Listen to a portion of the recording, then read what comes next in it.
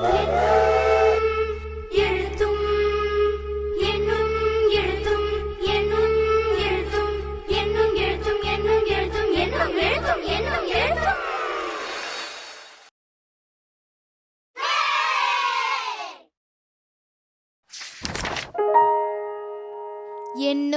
எழுத்தும். வகுப்பு 5. சுவாசம் சிறக்க மாசை குறைப்பேன். செயல்பாடு 10.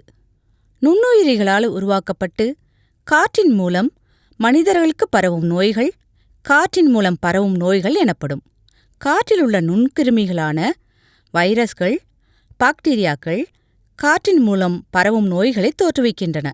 இந்த நுண்ணுயிரிகள் இருமல் அல்லது தும்பல் போன்ற நிகழ்வுகளால், பேசுதல் மற்றும் சுவாசித்தலின் போது வாயிலிருந்து வெளிவரும் திரவத்துளிகள் மூலமும் பரவுகின்றன. காசநோய், தொண்டை அடைப்பான் மற்றும் கக்குவான் இருமல் போன்றவை பாக்டீரியாக்களால் தோன்றி காற்றின் மூலம் பரவுகின்றன. சாதாரண சளி, குளிர்காய்ச்சல், மணல்வாரி அம்மைக்கட்டு மற்றும் சின்னம்மை போன்றவை வைரஸ்களால் தோன்றி காற்றின் மூலம் பரவுகின்றன. நுண்ணுயிரிகளால் பரவக்கூடிய நோய்களிலிருந்து நம்மை பாதுகாத்துக் கொள்ள நாள்தோறும் தன் சுத்தம் பேண வேண்டும். கைகளை நன்கு கழுவ வேண்டும். தும்மலின் போதும் இருமலின் போதும் ஒருமுறை பயன்படுத்தும் திசுத்தாள்கள் மற்றும் கைக்குட்டையை பயன்படுத்த வேண்டும்.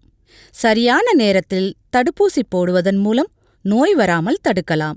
நோய்க்கான அறிகுறி உள்ளவர்களிடம் நெருங்கி பழகக்கூடாது. தொற்று நோய் பாதிக்கப்பட்டவர்களிடம் போதிய இடைவெளியுடன் இருக்க வேண்டும். இத்தகைய வழிமுறைகளை பின்பற்றுவதன் மூலம் காற்றின் மூலம் பரவும் நோய்களிலிருந்து நம்மை தற்காத்துக் கொள்ள முடியும். நன்றி, வணக்கம்.